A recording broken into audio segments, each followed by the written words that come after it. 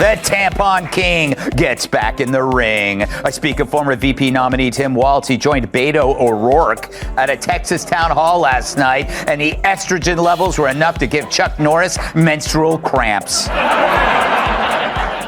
I wonder, is our strength our diversity? Our strength is our diversity. We've been talking about this for years as a country of immigrants, and we let them define the issue on immigration. We let them define the issue on D&I. But I'm thinking there's only one explanation for Tim spewing nonsense like this. Time of the month. What do you get when you mix a smug late-night host with a governor who leads like he's trapped in a Target parking lot with no GPS? Greg Gutfeld versus Tim Walz, and it's a one-sided massacre. Gutfeld rips through Walz's leadership like a wood chipper on overdrive, turning Minnesota's policy disasters into a comedy special with no commercial breaks. From bloated bureaucracy to botched decisions, Gutfeld roasts Walz harder than his approval rating crashes, and trust us, it's savage and hilarious. Walz continues to be criticized for embellishing his rank in service. After it came out over the weekend, he once claimed to be an official bikini inspector. Walz's direct superior in the National Guard says Walz knew his unit was about to deploy to Iraq and went behind the back of his superior officer to resign. When reached for comment, Walz yelled, "Hey, look over there!" and then ran away. Although Walz's actions look bad to veterans, Dems say these revelations could really help him win the coward vote. Tim Walz. If political leadership were a buffet, he'd be the sad, lukewarm mashed potatoes no one asked for, but still ended up on your plate. Bland, mushy, and weirdly persistent. Then comes Gutfeld, swinging sarcasm like a sledgehammer. At a house of toothpicks, Walz's policies, less governance, more experimental theater, performed entirely in interpretive size and bureaucratic finger painting. Exploited his military background to cover up his crime. He said it was related to his service and that he actually wasn't drunk. He just misheard the instructions in the drunk test. He blew a super high level. It was like, 0.2, driving 100 miles an hour. And then when he's running for office, he said that he wasn't drunk. I mean, this guy has creep written all over it. He created a snitch line, but lies about his personal infractions. He doesn't even own up to it. This is a guy who pushes a hoax about sex on a couch. And then the closer you look at him, he's a creepy... Let's be real. Tim Walz trying to govern is like watching a substitute teacher try to control a classroom full of caffeinated squirrels. He sounds like a guy who read Leadership for Dummies and thought, perfect, this is my platform now. And the results? A masterclass in how to turn the land of 10,000 lakes into the land of 10,000 regrettable decisions. Just recently, Donald Trump's executive order to make it more difficult, specifically to women, trying to make it more difficult for women to be able to vote. We see one of the first things they do is try and restrict the vote. Wait, so Trump is making it more difficult for women to vote? How so? Math problems? But it's further proof that the most dangerous thing for a leftist is a follow-up question, which is why you never hear any. But I guess questioning elections is okay now. But the best moment came when Walz forgot who he is. Greg Gutfeld didn't even break a sweat. Roasting Tim Walz is like dunking on a guy wearing Crocs to a job interview while blindfolded. Walz showed up to the policy arena with a kazoo and a poster board that says "Feelings Matter." He handed Gutfeld a roast platter labeled extra crispy and whispered, "Be savage." At this point, it's not even satire, it's a competitive sport, and Walz brought glitter glue to a cage match. He's a strange dude. Oh, he's strange. He is strange. Him and I are the same age. How does he look so much younger? No, he's a strange guy. Strange. He called up years ago. I was in the White House, and he said, "My house is being surrounded by people with American flags." I said, "Is that a good thing or a bad thing?" He said, "I think they're going to attack me." This was during the riots and everything else. They were MAGA people, you know, they like the American flag, all right? And they also had Trump. And I said, how do you know? There were about 15,000. He said, could you put out a word like that I'm your friend? I don't even know him, but that's the only time I ever spoke to him. And if you look back long ago, tweets, before Truth, tweets, long ago, I put out a statement. He's a good man, the governor. He's on our side. I didn't know him, but I didn't want him to get hurt. And everybody put down their flags and they left. Yes. He said it was a miracle. He said it was a miracle. Let's talk economy, shall we? Tim Walz took one look at inflation, unemployment, and the exodus of businesses and said, you know what'll fix this? More taxes. Let's tax breathing. Let's tax happiness. Let's tax people for thinking about moving to South Dakota. Businesses are fleeing Minnesota like it's a haunted house built entirely out of COVID, mandates and social justice PowerPoints. Gutfeld tore through Walz's economic record like a raccoon through a compost bin, screaming, how do you make California look like a free market paradise by comparison?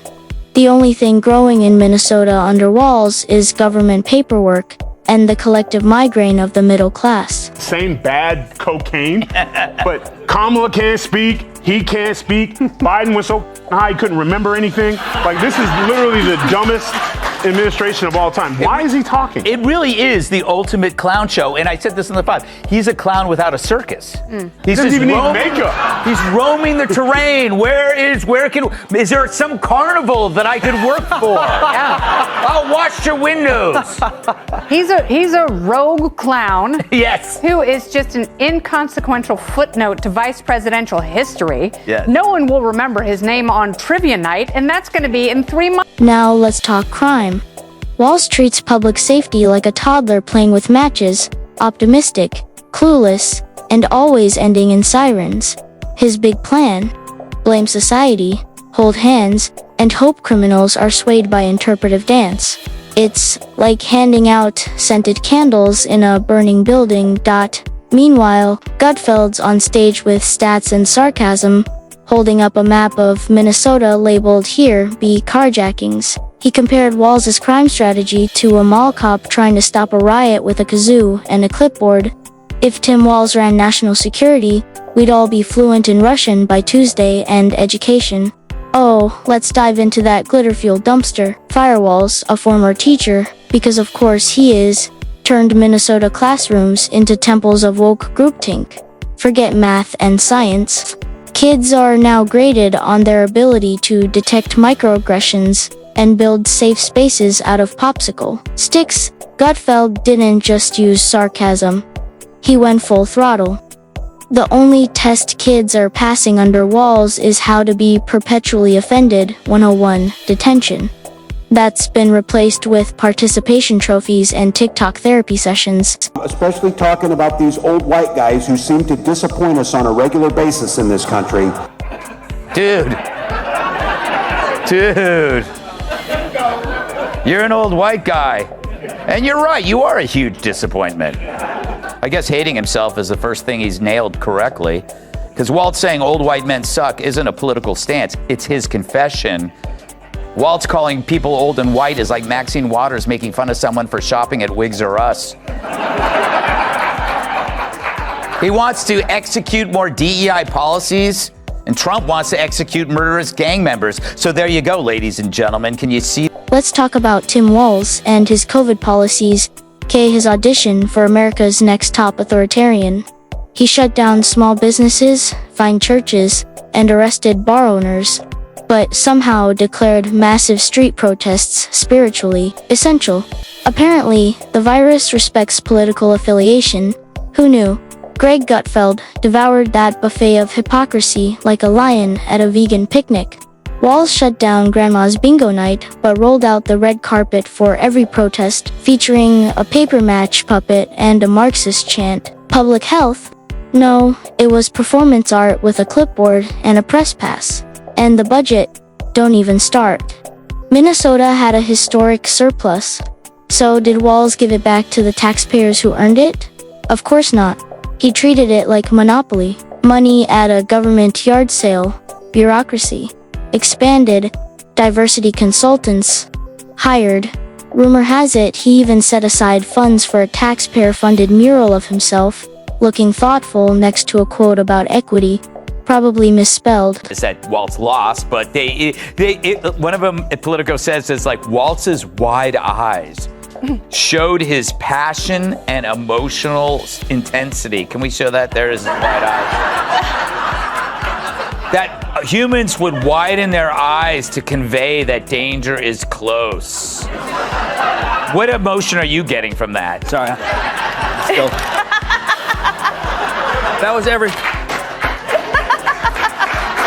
Gutfeld summed it up. Giving Tim Walz a budget surplus is like handing a toddler a credit card and telling him to stick to the essentials.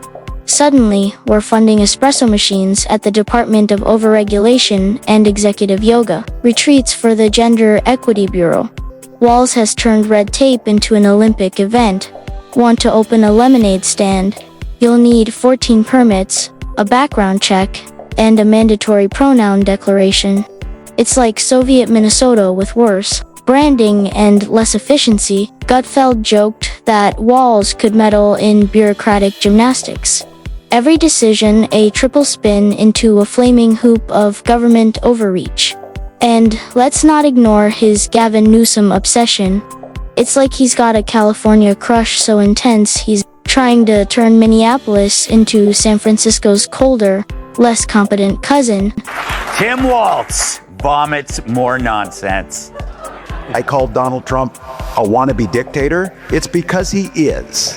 It's because he is. Maybe it's adult like Donald Trump, you bully the out of him back. This is a weak, cruel man that takes it out and punches down on people.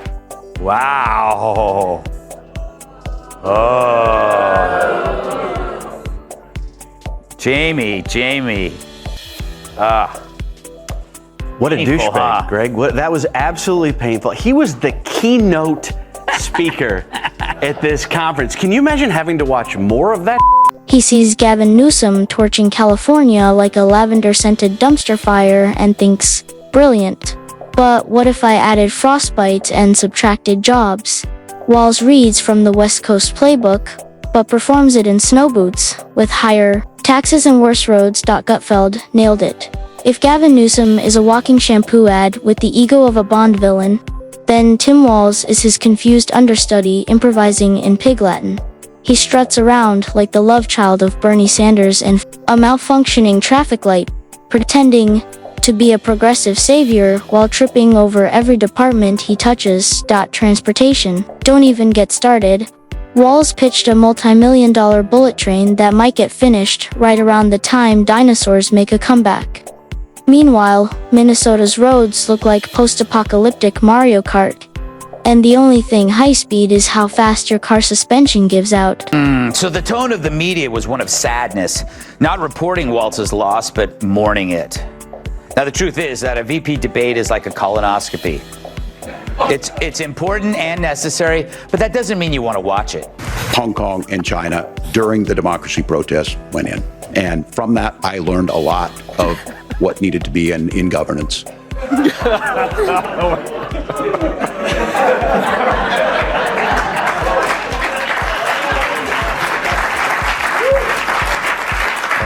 Even a deer in the headlights is screaming, "Get the out of the way, dude!" It's no wonder they don't do follow-up questions with Democrats. They're like the top layer of day-old skimpy bean dip. What's underneath? You don't want to. Gutfeld rolled his eyes so hard, they nearly registered on the Richter scale. He roasted Walz's rail project like it was Elon Musk fanfiction. Let's build a bullet train to nowhere, slower than the DMV, and about as useful as a flashlight in a Minnesota January. Then came the media appearances. The media appearances picture a man cosplaying as a competent leader while speaking with the clarity of a dial-up modem underwater. Walz talks in endless loops, like a GPS stuck in recalculation mode. Behind him, his advisors are frantically waving flashcards and prayer candles, just hoping he makes a point. Gutfeld compared listening to Walz explain policy to watching a raccoon try Morse code with oven mitts. Confusing, slightly terrifying, and somehow proud of the mess he just made. Kamala's VP, Tim Walz, is being accused of lying about his rank, which is called stolen valor. But in Walz's defense in Minneapolis, stealing is legal. But misrepresenting your past for political gain? I don't see that as a problem, said one woman. When pressure hits, Tim Walz doesn't just pivot, he pirouettes, ask about rising crime, and he'll launch into a speech about how bike lanes will stop burglaries, ask about the economy crumbling, and he's suddenly hosting a TED Talk on gender-neutral parking lots. It's interpretive policy theater. Every real issue met with a slideshow on community healing through ukulele circles. Gutfeld had the line of the night. Walz is basically a magic 8-ball wearing orthopedic shoes. Shake him, and the answer is always vague nonsense wrapped in equity buzzwords. And the branding don't even start. Walz struts around in fleece, vests, and farm dad flannel like he just wrangled a tractor. But he's the guy at a tailgate who brings kombucha and asks if the brisket is locally sourced. Gutfeld torched him. This guy is as relatable as tofu at a monster truck rally. And he's got a very weird way of greeting his wife of 30 years. Roll it.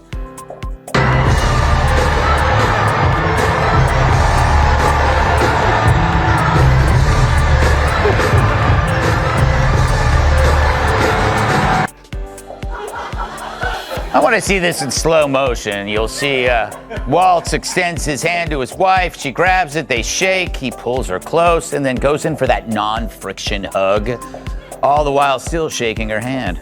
I wish there was a word to describe that. Oh yeah, weird.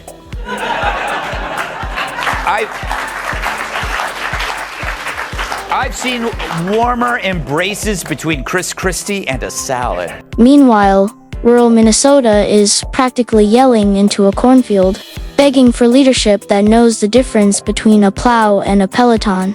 What they got instead was Tim Walz, a guy who thinks rural starts where the artisanal bike trails end and stops just short of the nearest kombucha refill station.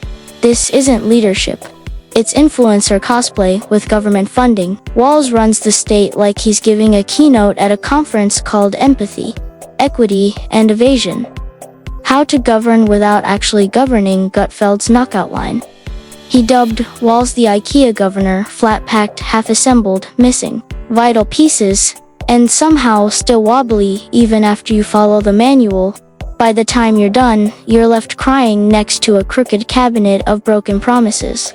Walz treats public policy like an Instagram mood board, complete with oat milk, metaphors, and equity-themed inspirational quotes. But Gutfeld saw through the performance every overstuffed bill, every jargon-laced briefing, every virtue-signaling press release. He didn't just roast Walz, he slow-braised his bland, soggy leadership style into a mush of lukewarm nothingness. And the kicker, Walz probably thought it was an endorsement. Minnesota deserves more than a group project in khakis. Gutfeld reminded us all, beneath that polite smile in Patagonia, Vest is a guy trying to build a state from the wrong instruction, manual confused, incomplete, and one screw away from collapse.